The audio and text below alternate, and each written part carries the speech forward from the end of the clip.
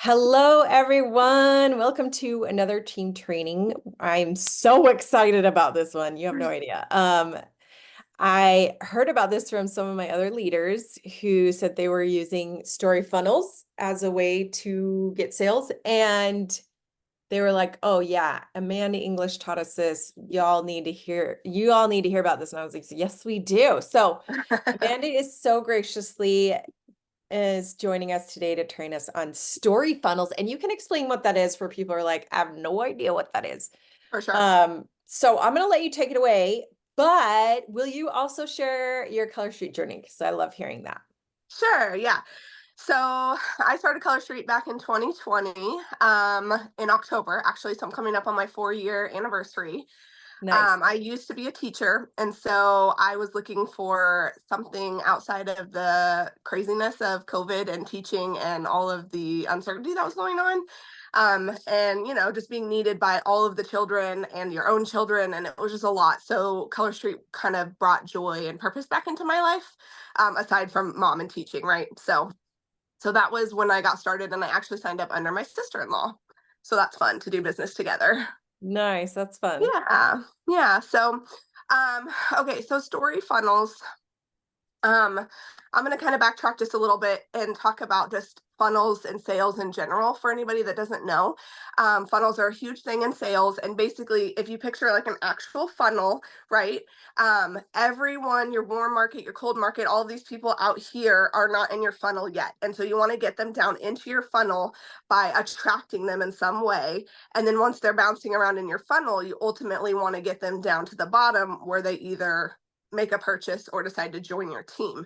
So this is a way to use stories as a funnel to get people in there to hopefully eventually get them down to the sale or the become a team member.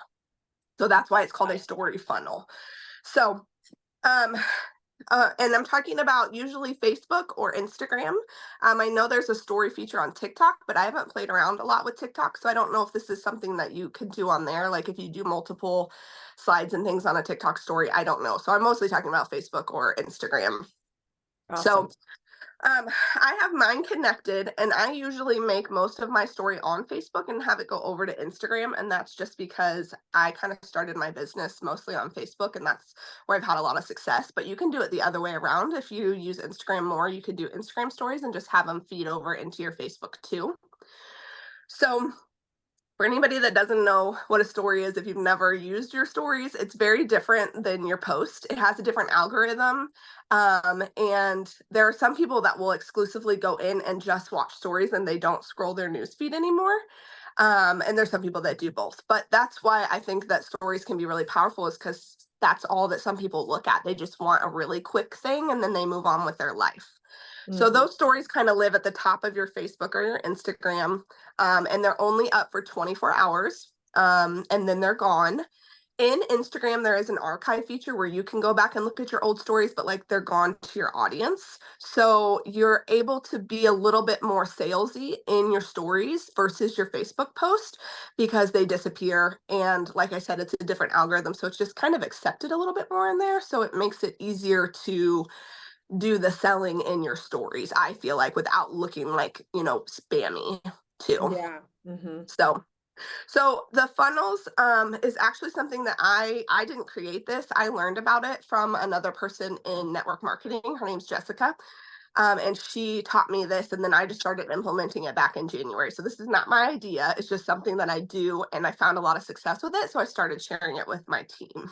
So I just want to throw that out there that I didn't create this. I just use it. Awesome. But basically, what you're looking to do when you're creating a story funnel is, they're called stories for a reason. You want to have a beginning and a middle and an end of your funnel. And so if you think about a book, the beginning starts with a hook. You want your first slide of your funnel to be something that draws your audience in. Um, Depending on what you're doing, let me back up just a little. When you make a story funnel, you want it to all be about the same thing too. So if you decide to do a funnel on the dry nail polish strips, you're going to be doing several slides or several stories over just dry nail polish. We don't want to do like a polish strip and then a mascara. You don't want to bounce around in your story. You want to have one theme that you're going with for that funnel. So if you decide to do dried nail polish, you could start your call, or your hook could be something as simple as showing a hand with the strip hanging off, something that catches people's attention. It could be like that you spilled your, packages everywhere and how it's different than spilling the liquid polish. Just something that grabs people's attention on the topic you're going to talk about. And then the middle, you want to have 3 to 6 slides in the middle about the meat and potatoes of the whatever your theme is. So if you're doing dry nail polish again. So this is kind of where you answer the questions of like, what is it you're even showing us? Why do I want it?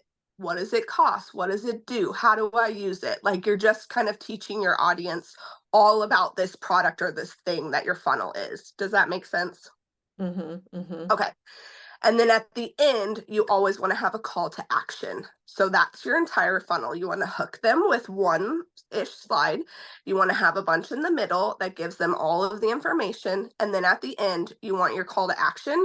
And you want to have something that either it can be like DM this word if you want more info, or you have your link in it. You can have the little scrolly thing from Instagram where they have to like scroll how much they love something or whatever. You can have a poll, a question, something that makes them take action at the end of your story. So if you want to do a short funnel, you can do as little as 5 slides, or you can do as many as 10.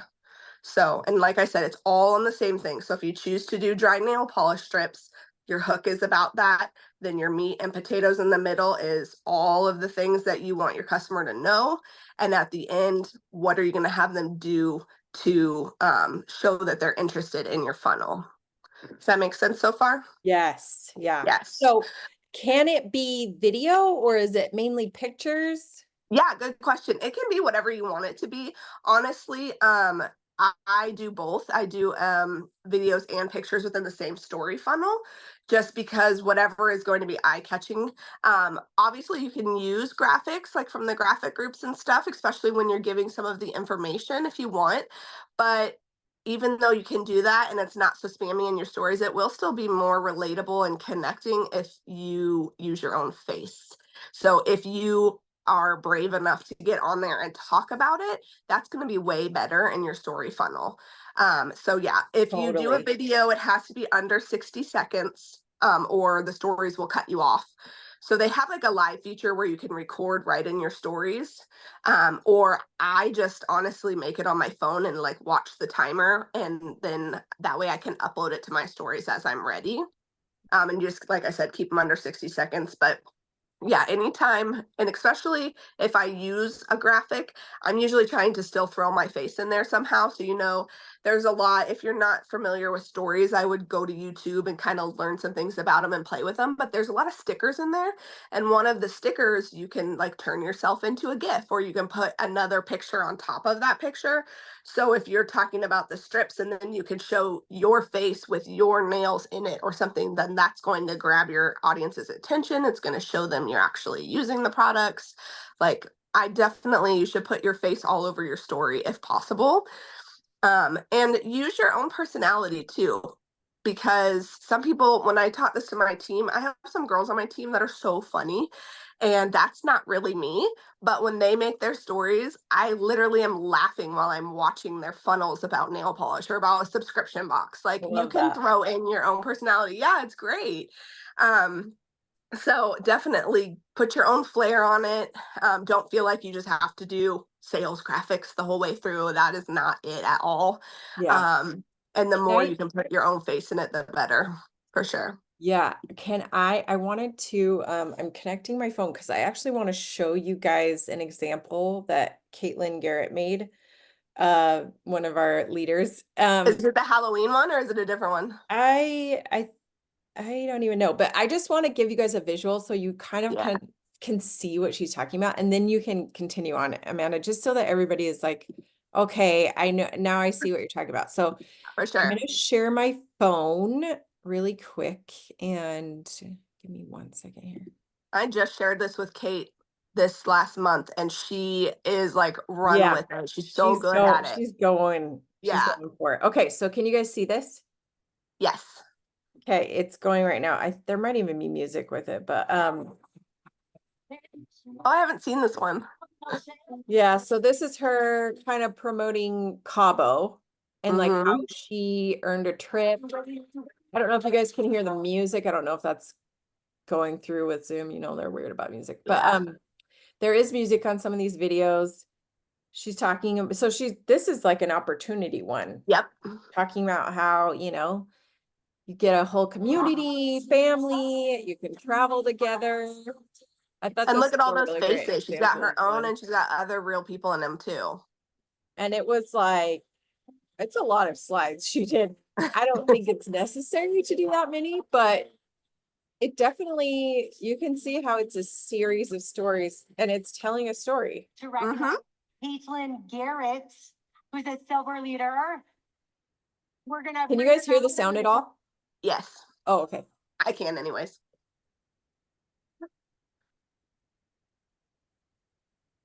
I'm just gonna show the whole thing so you guys can see. Because this is also a great way to show the opportunity. Yep. And so there's her call to action. She has a link right there. There we go. Okay. So I just wanted to show you guys what that looks like. So you Yes, have a that's visual. perfect. Now you can keep speaking on it now that we all are like, okay, I see what it could look like for me. And I love that because you can see too, it doesn't have to just be products. The opportunity, I do opportunity funnels constantly. And that's a great way to promote it. And you can promote it from any way. It doesn't just have to be, here's what's in the kit. Like she really tugged on your heartstrings there with like, you get this family, you get these friends that come in. So it can be about anything you want it to be as long as it's focused on one thing, Yeah. one theme. So Yeah. So I like the idea of just like picking a topic. Like, am I Mhm. gonna promote? Maybe I'm promoting the lip oil today, and I'm just gonna talk all about it and share different aspects of it and things like Exactly. that. And one thing that really can help you do that is if you don't have organized pictures like albums in your camera, then I would organize all your stuff before you go to do this because it's really nice to be like you said, oh, I think I'm going to do lip oil today. So you just go right to your lip oil album that you already have a bunch of stuff saved in. Then you can a lot easier versus like scrolling through and trying to find the things that you want. And you can house them all on boards if you use boards, but you can't True. get to your stories directly from there, so it's kind of hard. So I Right. do just have albums in my camera roll for that, so then I can be like, okay, Or I already have these. Because if you do like an opportunity funnel and then you want to do that again in a week or two, you can use a lot of the same slides. Like it's not a big deal. The algorithm's not going to knock you. And there's also like when you copy and paste on newsfeed posts, you know, that hurts the algorithm, the person that posted it, the one who copied it, right? But stories aren't like that. So if you take people's graphics from a story, like you could, I wouldn't suggest it because you want to put your own face and stuff on it. But if you literally copied someone's story, it doesn't hurt anybody's algorithm. So that's really nice. So if you see someone's that's like gives you a lot of inspiration, you can use the majority of it without it being a big deal. I would just find a way to put your own face on it and put your own spin to it still. personalize But it. Yeah. yeah, just because that's going to resonate with your audience more. But yeah. So Caitlin's was really long. You can do a long one like that. I think I said already, but I wouldn't make it any shorter than 5 if you can, just because generally once you have your hook and your call to action, you need at least 3 slides in the middle to like tell your audience what you're even showing them. So I usually make mine more like 7, 8, 9, but yeah, you can make them as long as you want. If they're engaging enough, people will stick with you too. Yeah. So I was there's gonna that. speak on that though. I do feel like attention is harder and harder to get people's It is. attentions. Like I was just looking on my Instagram reels at the watch time, the average watch time, and I like went through like 10 of my reels and it was like 4 seconds. So keep in mind that people's attention spans are very like small. And so I think like 5 to 7, I wouldn't say more than that just because I feel like someone tapping through that long is, in my opinion, people just don't have the attention spans they used to. Yeah, you might lose them for sure. Yeah. And that's why I think too, making it more engaging, adding music, if you can do a video of you talking versus just a solitary graphic, like those things are going to keep their attention better, like you said, Yeah. and get the message across a little faster. I know I personally, if it's a graphic with a lot of information, I'm not reading all of that, you know, so, and I'm in the industry, but I'm still not going to sit there and read it. Yeah, I So, like that she just had like 1 or 2 sentences on each mhm. slide. It wasn't like a little mini novel. Yeah, and I think that's why she had so many slides is because she was trying to keep the text short, you know, but still get Mhm, her point across. But yeah, mhm. it is nice to have that, to have less to look at and less to read for sure. So, Have there been some effective ones that you've done that like really worked well that you can share examples of? um, I can go back and look because I can see like how many views they got and things like Mhm. that. Yeah. I can't think of any off the top of my head, but I can go back and like post them somewhere if you want. Um, but I think the ones that engage with my audience the most have my face, are like really exciting products that Mhm. get the customer's attentions, like mascara, um, the new eye makeup, like things like that, you know, that they're Mhm. excited to get their hands on. The dry Yeah. nail polish ones do really well for me. And I don't know Yeah. if that's because people are just, they don't really still know how to use Yeah. Color Street, some of them, Yeah. you know, and so it's Yeah. like those blow their minds for whatever Yeah. reason. And I get a Mhm. lot of samples out the door. Um, but yeah, I can't, and none of them really stick out as like I sold a bunch from this one, or you know what I Yeah. mean? They just Yeah. kind of trickle in. And so I want to say that too is like it's it's a type of marketing still, and we know that in marketing a lot of times it takes at least 7 times or whatever that stat is for someone to actually buy. So if you're making stories for a couple weeks and you're not getting sales, like that's not the end game is like an automatic sale. This is still about them seeing it a lot and being able to build relationships. So Mhm. that's like the next part of the story funnel is once you get your funnel up, kind of the more important part is using it as a leads list. So I think this is where the magic of the funnel Okay. is you know you can see, or you may not know, but you can see who's watching your stories where you can't see who's watching your newsfeed post, right?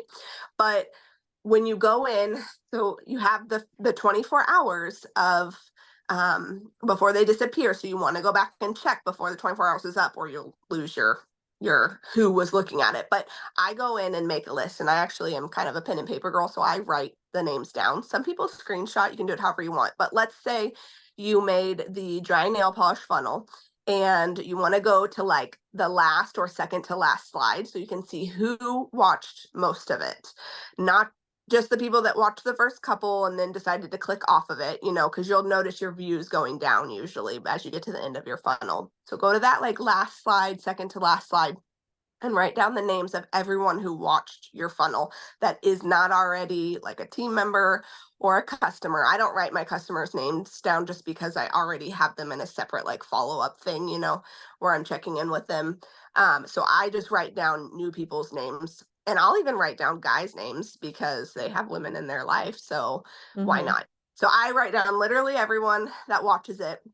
And that gives you a list of people that are following you, that are interested either in you or what you're selling, what you're doing, or they're nosy. You know, we have that sometimes too. They're not, they just want to know, but they're not going to like ever buy from you. But But this they're is a list. curious. I feel like if Yeah. they're watching you, they're curious. They still at least, yeah, are interested in you, which Mhm. the business is all about making connections and Mm. having relationships, which then turn into sales or team members. Yeah. So this is your list of people that you now want to like I don't want to say love bomb because that's gross, but you know what I mean? Like you're going to go in and you're going to start genuinely trying to comment on their things and strengthen your relationship because you know that they're watching you and they're interested in you. So they are your lead. Yes. And so I don't mean go message them and say like, "Thanks for watching my story. Did you want to try the polish?" Like not like that. Going to their actual profile or their stories and finding something that you genuinely connect with and can comment on, and so you can start to build that relationship Yeah. organically and truly. You know, we're not being fake, but you're finding things that you actually that resonate with you on their page Yeah. because 9 times out of 10, yes, they're watching your content and they're seeing your stuff, but a lot of people aren't going to come to you. I don't even get a lot of people that do my call to action.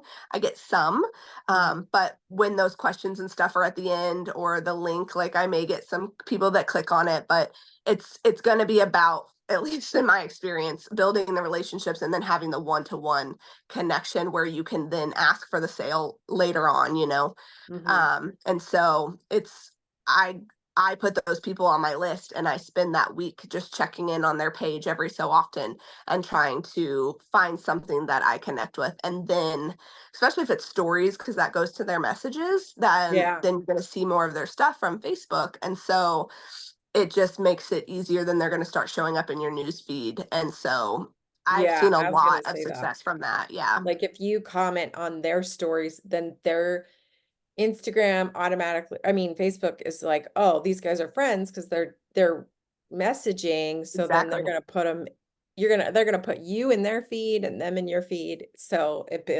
Yes. it like uses the algorithm to build a connection too. So Exactly. Yeah, it's using the algorithm in your favor, and it just organically then, because you're seeing each other's content, if you're connected and you really do have things in common, it's a natural like internet friendship that forms. yeah, yeah, So that's where I think the true success of it is using the funnels as a way to have a leads list. Because yes, I do get random sales here and there. I do get people that will message me and say like, okay, tell me more, or yes, send me a sample. But those are just a few here and there. It is more about then building the relationship, and it's a couple months and then they're finally a customer. So it's about the long game, but it is truly more meaningful that way, and then they trust you, they feel like they know you. So for me, it's all about relationships in the mhm, end. totally. So Yeah. yeah, but Marcia asked, do you try to ask questions to get them to message you? Like, do you ever add a little call to action with a question that's like, sometimes at the end, yeah. A lot of people don't answer in my question boxes for some reason. Sometimes they'll just direct message me, I guess, but I personally have more luck with polls, and like the little slidey bar. A lot That's really easy to do, and then I can yeah, go follow up with that person if like they turn the fire all the way up or yeah, whatever that yeah, is, yeah, and talk to them from there. But I don't personally do a lot of questions. I will do a lot of message me the word whatever for more info, or if you want to try it yourself, or if you want to hear my bulk order deal, that kind of stuff. yeah, I do more of statement style. It kind of leaves the ball in their court a little bit more, but again, I use it more for the leads list, so the people that do actually take action is like, oh, that's a fun bonus.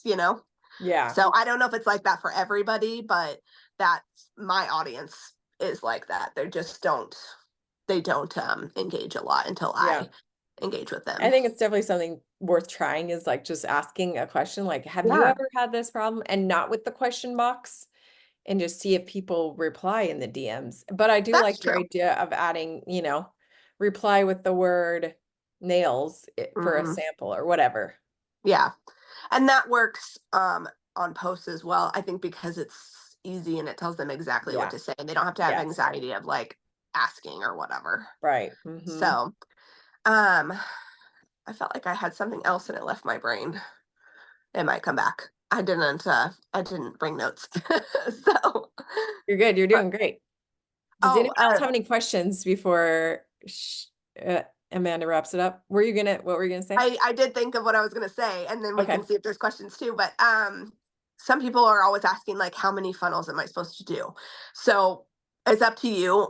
When I started, I did just a couple a week, because that was what felt doable to me, and I Mhm. could keep up with that leads list. And my leads list was smaller at first, and it starts to grow as you build your algorithm on Facebook and everything. Mhm. Um, excuse me. I do them almost daily now. Um, but you also want to do other posts with them, or other stories. So once you do your story funnel for the day, Mhm. whatever time that is, make sure you're still putting life and random things up in your stories too, Mhm. because then it's not all sales, and this bumps your story back to the front every time you do it. So my kind of like routine is I get up in the morning and I usually post a quote or my breakfast or whatever, something I'm doing in the morning, and it just gets my stories going. And then I post my funnel. Usually, it coincides with morning nap time for me. I have a little one. And so I Mhm. post that funnel. And then about an hour or two later, when it's lunchtime, I get back on and I do just one other random thing. And that's going to bump my story back to the front for anyone that's on Facebook or Insta looking at stories. And when Mhm. it does that, it will bump to wherever they haven't seen. So if they haven't seen any of my stories that morning, it's going to take them back to my first quote all the way through the funnel to the one I just posted. If they've Mhm. already seen my funnel for the day and they're just back on Facebook again like I am, it's not going to re-show them the funnel. So you don't have to worry about like annoying people. It's just going to show them your newest story, but it keeps you up in the front and getting you more views. So after your funnel, you post your funnel all together. You want to just do little random ones throughout the day that go along with your life, your pillars, those things that we post. Yeah. And Mhm. quotes are really easy if you're like, I didn't do anything exciting today to put on my stories, just throw a quote up in there or whatever. But Yeah. Or a you can meme. do as many I love funnels me a during good the week as you meme. want. Yeah, there you go. That too. Yeah. So whatever doesn't feel overwhelming to you as far as how many funnels you want to do, though. That's a question I get a lot. Is like, do I have to do these every day? Like, you'll have more leads list and you'll get to see people, the same people might pop up 4 times that week and like that's a really strong lead, Yeah, yeah. but you can do it as many or as little times as you want throughout the week. So that was the other tip I wanted to give. That's a great tip. Love that. Yeah, and I also love the idea of like if you keep seeing the same person stalking your nail posts, you're like, okay, this person's like a really strong lead. Continue building that Yes. relationship. Yeah. Yeah. And then in a couple weeks, if it hasn't come up naturally, I always feel comfortable then saying, like, hey, I'm sending samples out the door, or hey, we have this, then I don't feel so like icky asking for the sale or asking to send a sample or whatever it True, is, because they've seen your stuff. They know what it's Mhm. about. Yeah, Yeah, for that's a really sure. good point. Yeah. And I think a lot of times when we feel icky about sending those messages, it's because the relationship isn't strong enough. Yeah, So, but when you know they're stalking your stuff, you're like, I know you're yeah. watching me. Yep. And you've been engaging with them from your list. Mhm, So, mhm. it's got both. They're Yeah, interested and you've talked to them about other things in the last couple of weeks too. So, yeah, yeah. yeah. Such great points. Okay, well, this has been so good. I think it's it's a really simple thing to implement and a great Hmm. way to build relationships and, just share the products that you love. So, Yeah. And thank you don't you have to so overthink much. it. Oh, thank you so much for Amanda for sharing this. And thanks Of everyone for course. watching. We will probably all be stalking your stories now, Amanda, no pressure. Thanks. But yeah, I am excited to try this and I hope you guys will too. So we'll see you next time. Bye. Bye.